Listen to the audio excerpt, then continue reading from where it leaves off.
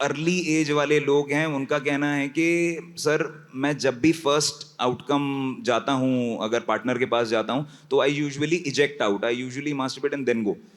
Is it right, is it wrong, and should I do it because I go for a longer period of time?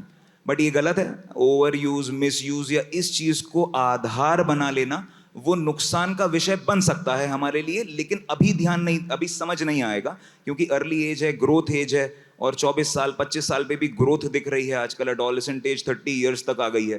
तो more over हमें जरूरत है कि हमें 40 साल 45 साल पे वो रिफ्लेक्शन, श्रिंकेज जैसा चीजें हमें दिखने लगेंगी. नेचुरल फंक्शन होता है, इसको मिसयूज नहीं करना चाहिए, बहुत ज्यादा इजेक्ट नहीं करना चाहिए.